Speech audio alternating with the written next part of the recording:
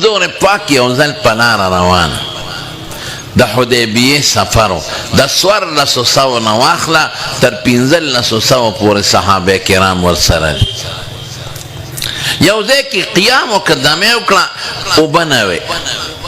د حضور پاک په مخ کې د سرمنې یو جام پروت و یو لوټګی یو جام عربی کې ورته رکوه وی صحابه غون غون کېدل او تو راتاو کېدل حضور پاک ته تپوس وکړه هلکه څه له تاویږې راتاویږې او غون غون کېږې وی صاحب اوبه نشته لیس معنا ماء اوبه نشته څاروي م تږي دي او خلک هم تږي دي الا ما فی رکوتک دغه لږه تا سره جامګوټې کې پرتې دي نورې نشته صحابي وای حضرت انس رضی الله عنه وی حضور پاک پاغه لوټګی کې پاغه جام کې خپل مبارک لاس کې خوده وی ما وتکتل وی اوبه داسې د حضور پاک د ګروتونو په میانس کې راخوټ کېدلې لکه امثال العیون لکه د چینو په شان دی ټولو صحابه وسکلې مشکونه هم ترې ډک کړل او سارو باندې اسکلې دیتا معجزه وای هم په دغه سفر کې چې حدیبیې ته ورسېدلو نو صحابه بیا شکایت وکړه وی صاحب کوی خو نزحناه مونږ وزنځاو اوبه پکې نشته او ساروی بیا تږي دي او خلک هم تږي دي حضور پاک مبارک راغی او کېناست فجلسه علی شفت الرکیه د کوی په غاړه کېناسته او یو غشی راواغېست او په کوی کې وغورځاو وی لږ صبر ورته وکړې نو صحابه ورته صبر وکړه وی زه اوستې اوبه راوباسئ دومره اوبې ترې راوویستې چې هغه 1400 نه واله 1500 پورې صحابه چې وو هغوی هم سیراب شو څاروي هم سیراب کړل او مشکونه هم ترې ډک کړل دا بله معجزه شوه عبدالله ابن مسعود وی د 8 نمبر مسلمان دی ډېر زو وی هغه وخت چې حضور پاک له خدای پیغمبري ورکړه خو لا خوره شوې نه وه لازم ته نوم خبر نو ما د عرفات او د مینا په دې منځ کې ګډې چینې سرولې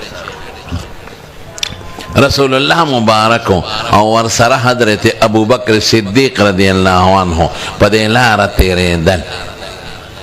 وی زه ولیدم نو موږ ته راتاو شو وی ما ته وی هل فی غنمک لبن هلکه عبدالله ابن مسعود په دې ګډو چیلو کې د پیش شته ما ویلا نشته اوچې دي چې اوچه چیلی وي یا اوچه ګډی نو په هغې کې پیدا کم ځای نه ما وی نشته وی دا مړه یو چیلی راله اوله شه ما صاحب اوچې دي په اوچه ګډه کې او په اوچه چیلی کې پیدا کم ځای نه رالل نشته وی هلته وی که ته مونږ ته اجازت کې مونږ به ځان لوله شو وی ما ورپورې وخندل چې تاسو خو ګډې چیلی پته راته شته نابلدم نه او خدا ته پته را چې پکې پی نشته نو څنګه پکې لشه خو حضور پاک بار بار فرمای که تی اجازت کې مونږ به ځان له یو چیلی یا یو ګډه ولشو ما ورته هسې دغه نه وي چې ښځه ولشه کم دی پکې پی وی رسول الله مبارک راغی او د یو چیلی په تو باندې لاس مبارک راښکه وی قسم دی چې د چیلی غولانځ او تی د پیو نه ډک شو او خپې یې ارتې کړلې حیران شوم چې اوچه چیلی ته ګوره مال شوې نه ده بلار به نه ده لنګه نه ده او ګوره اوچه چیلی او غلان د پیو ډک او تیو پړسېدل د پیو نه وی رسول الله مبارک په خپلو مبارکو لاسونو هغه چیلی ولشله وی په خپله یم پی وسکل حضرت ابوبکر مسکل او ایمال یې راکړل ما مسکل دا معجزه شوه نو عبدالله ابن مسعود ورته وی ما ته به دا چلو نه ښایې هغه وی ګنې دا څه سینسي چل نه او ما ته به وښیي بس اوچ څاروي به رانیسم او پی به ترې وباسم وی رسول الله مبارک مسکی شو او ما ته وی عبدالله ابن مسعود تا ته به خدای ډېر ښکلي ښکلي چلونه وښایي د هغه ایمان ته اشاره تو بیا مسلمان شو زمانونو دې ته معجزه وایي چې د پیغمبر نه داسې کار صادر شي چې هغه د عقل نه اوچتې نه عقلمنې او نه عرف او عادت من یو ځل په مینا کې یو درته بله په مینا کې حضور پاک ناست و حجة الوداع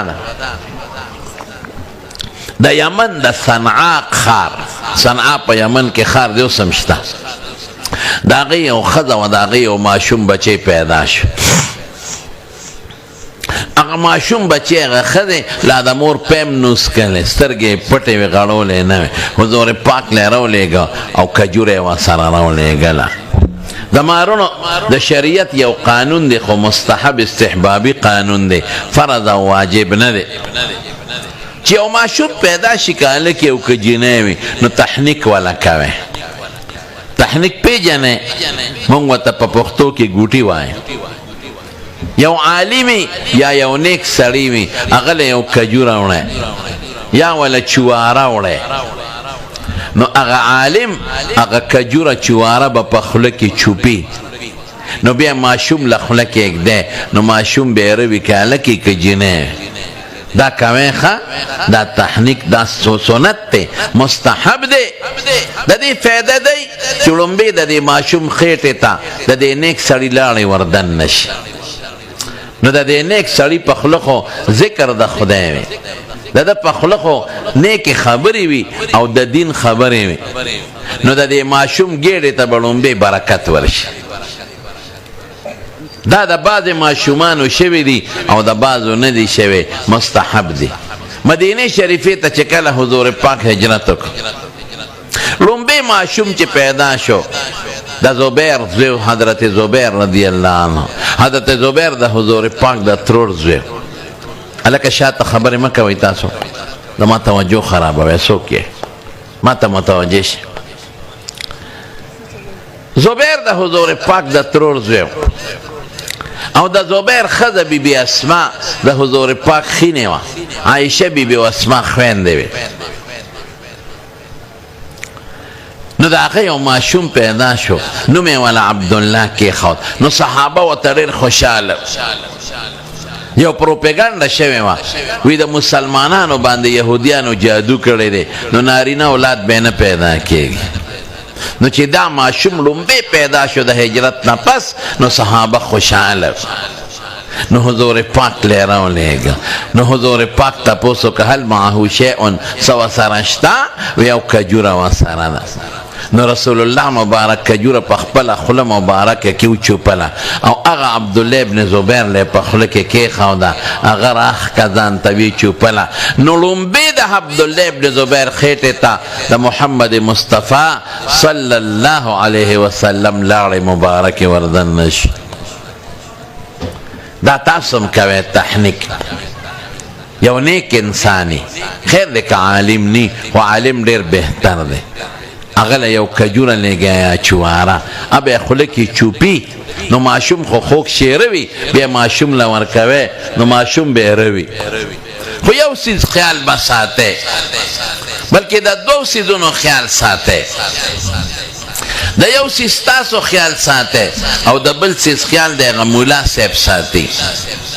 کم مولا صاحب له چې کجوره یوسي او یا چواره وله یوسي، نو که د هغه داسې بیماري وي چې متعدي بیماري ویرې دا کار نه کوي، د غاښونو بیماري یې ده او یا د ژبې بیماري ده یا د مرۍ بیماري ده یا د پړپوس بیماري ده، ارې دا کار نه کوي، ولې ماشوم ته به بیماري ولګي. ګورې حدیث کې داسې دی، لا عدوا ولا طیرة فی الاسلام، چې مرض د یو نه بل ته نه لګي. لیکن زمون علما د یو بل حدیث په رڼا کې د دې معنا کوي، فر من المجذوم فرارک من الاسد، چې مرض د یو نه بل ته په خپله ټوپ نه وای، خو کله خدای د یو نه بل ته مرض لګی، الله لګی، دا جراثیم د یو نه والي بل ته ورورسئ. او کله دا جراثیم په لاره کې مړه او کله هغه بل ته چې ورسي، د هغه خپل قوت مدافعت دونه مضبوطي چې د دې جراثیمو مقابله وکړي، اړو بیمار نشي. تاسو نه لیدل کورونا کله د یو نه بل ته ولګېد او کله ونه لګېد؟ نو دا خدای لګوي، په خپله نشي لګېدی. نو بیماری کله الله د یو نه بل ته لګی، نو چې کم سړی په خپله بیماری او متعدي غوندې بیماری د تیز زکام دی یا تیز ټوخی دی ارې دا کار نه کوي هغه لکه څوک کجوره راوړي احتیاط دی وکړي سدا للباب دا زمونږ په کتابونو کې مستقل باب دی سد للذرایع نو ادې دا کار نه کوي ادې ورته ووایي چې وروړه زه بیمار یم په بل چی وروه هغه دې دا خیال کوي او تاسو هم خیال کوئ نسواري مولا له کجوره یو نسئ چې څوک نسوار کوي تاسو به وایئ خېټې ته به یې برکت لاړ شي او منځ کې به یې خېټه ټوله د 400 د نسوارو نه ډکوي نسوار مه کوئ ښه شی نه دی زما خبرې اصلاحي وي په دې مه خفه کېږئ نسوار ګند دی ګند ډېر خلک نسوار اچوي او څومره پیسې پرې لګوي خولۍ هر وخت د نسوارو نه ډکوي او په لاره د یو جیب ته ګوري د بل جیب ته هلکه یو چونډی نسوار د سره نشته سوالګر یې د ځانه جوړ کړی